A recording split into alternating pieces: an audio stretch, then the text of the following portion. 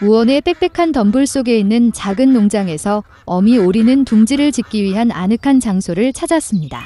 그녀는 병아리가 부화하기를 기다렸다. 어느 화창한 아침, 달걀 껍질이 딱딱거리고 작은 솜털 오리 새끼가 태어났습니다. 깨지고 싶지 않은 가장 큰 달걀이 하나만 남았습니다. 오리는 자신에게 문제가 있다고 걱정하기 시작했습니다. 그녀는 다시 달걀 위에 앉았고 조금 더 기다리기로 결정했습니다. 오리 엄마는 그녀가 할 수 있는 모든 열을 주었습니다. 그녀는 오랫동안 그를 부화시키기 때문에 이 병아리가 가장 아름답다고 생각했습니다. 곧 병아리가 마지막 알에서 부화했지만 나머지 새끼 오리처럼 보이지 않았습니다. 훨씬 더 크고 깃털이 회색이었습니다. 오리 엄마는 그런 못생긴 아들을 보고 화가 났습니다. 그러나 그녀는 그가 언젠가는 그의 동료처럼 되기를 바랐다. 나머지 새끼 오리들은 그를 비웃었다. 그들은 그를 역겹다고 생각했고 그와 함께 놀고 싶지 않았습니다. 다음 날 아침, 어미 오리는 아이들과 함께 호수로 갔습니다. 놀랍게도 못생긴 오리는 다른 사람들과 마찬가지로 수영했습니다. 그런 다음 오리는 어린아이들을 가금류 마당으로 데려와 사회에 소개했습니다. 그녀는 오리 새끼들에게 지역 주민들과의 행동 규칙에 대해 말했습니다. 오리는 가장 고귀한 뚱뚱한 드레이크에게 그 무리를 선물했지만 그는 못생긴 오리를 공격했고 그녀는 실패한 병아리를 보호해야 했습니다. 패트 드레이크는 마당에서 괴물을 몰아내라고 명령했습니다. 어머니는 그가 자라서 다른 새끼 오리처럼 될 것이라고 확신했습니다. 괴롭힘과 굴욕을 견딜 수 없었던 못생긴 새끼 오리는 가금류 마당을 떠났습니다.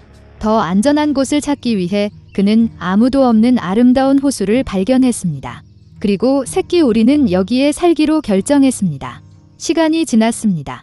외로움에도 불구하고 못생긴 오리 새끼는 아무도 자신을 화나게 하지 않아서 기뻤습니다. 그러던 어느 날 긴 목을 가진 아름다운 하얀 새가 그의 호수로 날아갔습니다.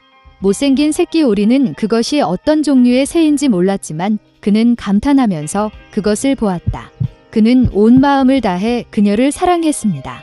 오리가 이 사랑스러운 하얀 새처럼 되고 싶어요. 겨울이 왔고 눈이 내리기 시작했습니다. 못생긴 오리 새끼는 처음으로 하얀 눈을 보았습니다.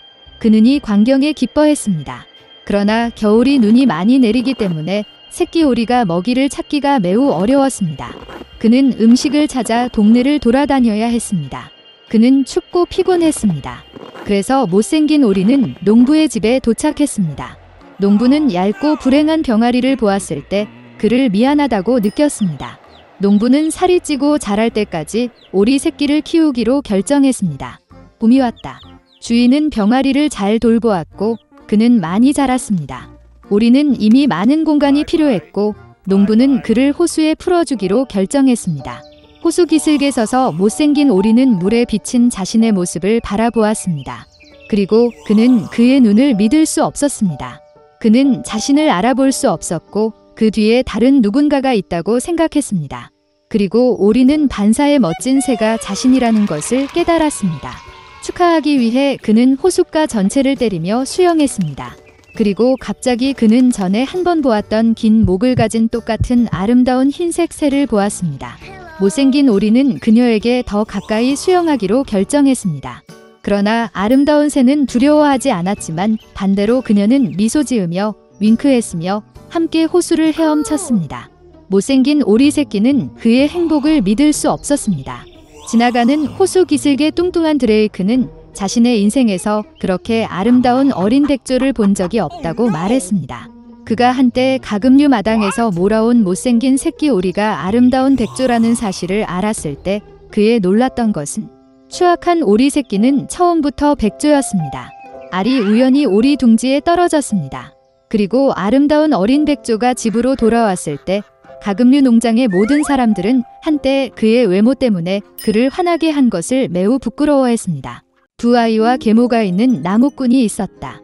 소년의 이름은 헨젤이고 소녀의 이름은 그레텔이었습니다. 그들은 너무 가난하게 살았기 때문에 때로는 먹을 것이 없었습니다. 그리고 어느 날 저녁 그는 침대에 누워 아이들에게 어떻게 더 먹일지 고민했습니다. 그의 아내는 그에게 숲에서 아이를 낳고 불을 피우고 빵 한 조각을 주고 그곳에 남겨두라고 조언했습니다. 그러나 나무꾼은 동의하지 않았습니다. 그리고 그때까지 그의 아내는 그가 마침내 동의했다고 그를 설득했습니다. 그리고 배고픔 때문에 아이들도 잠을 잘 수 없었고 계모가 아버지에게 한 모든 것을 들었습니다. 그리고 그의 부모님이 잠이 들자 헨젤은 몰래 집에서 나왔습니다. 달이 밝게 빛나고 하얀 돌이 동전처럼 빛났다. 헨젤은 자신이 들어갈 수 있는 만큼 많은 돈을 챙겼습니다. 그런 다음 그는 집으로 돌아왔고 아이들은 잠자리에 들었습니다. 아침에 계모가 아이들에게 와서 각자 빵을 주고 모두 함께 숲으로 갔다. 도중에 헨젤은 흰 돌을 하나씩 던졌습니다. 그들이 개간지에 도착하자 아버지는 불을 피우기 시작했습니다. 그는 아이들에게 불 근처에 앉아 불이 나가지 않도록 하고 아이들과 계모는 더 많은 장작을 사러 가라고 명령했습니다. 그들은 앉고 피곤하고 잠들었습니다. 아이들이 깨어났을 때 사방이 어두운 밤이었습니다. 그리고 한 달이 하늘에서 솟아오르자 헨젤은 여동생의 손을 잡고 동전처럼 반짝이는 자갈 사이로 길을 찾아 길을 보여주었습니다. 그들은 밤새도록 걸었고 새벽에 아버지 집에 왔습니다. 시간이 좀 지났습니다. 그리고 아이들은 어느 날 밤 새엄마가 어떻게 아버지에게 아이들을 없애달라고 애원하기 시작했는지 다시 들었습니다. 그는 거절했지만 그의 아내는 그의 말을 듣고 싶지 않았고 그녀는 그에게 온갖 비난을 저주하고 표현했습니다. 부모가 잠이 들었을 때 헨젤은 지난번처럼 돌을 모으고 싶었지만 계모가 문을 잠그고 소녀는 집을 떠날 수 없었습니다. 이른 아침에 아이들은 이전보다 훨씬 적은 양의 빵 한 조각을 받았습니다. 숲으로 가는 길에 헨젤은 주머니에 그의 조각을 찢고 부스러기를 땅에 던졌습니다. 계모는 그들을 더 숲으로 데려갔습니다. 다시 큰 불이 켜지고 아버지는 아이들과 계모가 나무를 더 자르는 동안 아이들에게 불을 보라고 명령했습니다. 점심시간이 되자 그레텔은 그녀의 빵 조각을 헨셀과 공유했습니다. 그리고 그들은 잠들었습니다. 우리는 어두운 밤이 되었을 때 일어났습니다. 그리고 한 달이 지나서 그들은 길을 가는데 하나의 부스러기를 찾을 수 없었습니다. 숲에서 나부끼고 있는 수천 마리의 새들이 오랫동안 그 부스러기를 먹고 있었기 때문입니다. 그래서 아이들은 아주 오랫동안 걸었지만 숲에서 나올 수 없었습니다. 갑자기 길은 그들을 오두막으로 이끌었습니다. 가까이 다가가자 아이들은 집이 모두 빵과 비스킷으로 지어졌으며 창문은 순수한 설탕으로 만들어져 있는 것을 보았습니다.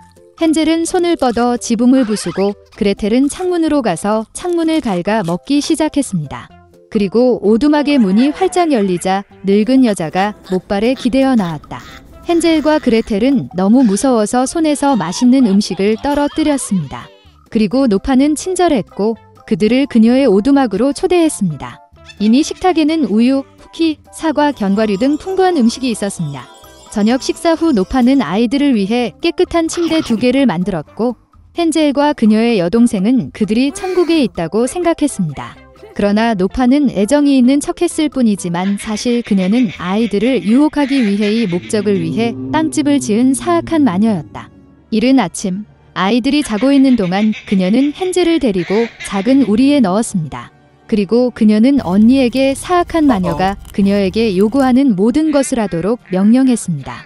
노파는 나중에 그를 먹기 위해 소년을 살찌기로 결정했습니다. 그래서 그레텔은 헨셀을 위해 가장 맛있는 음식을 요리하기 시작했고 그녀는 남은 음식만 얻었습니다. 얼마 지나지 않아 소녀는 뚱뚱해지지 않았습니다. 그런 다음 노파는 더 이상 기다리지 않고 헨셀을 요리하고 먹기로 결정했습니다. 그녀는 그레텔에게 스토브에 불을 붙이고 물을 뿌리라고 명령했습니다. 스토브가 따뜻해졌을 때 노파는 그녀에게 스토브에 올라가 충분히 뜨거운지 확인하라고 명령했습니다. 그래서 그녀는 그 소녀를 불 속으로 밀어넣고 그녀를 굽고 싶었습니다.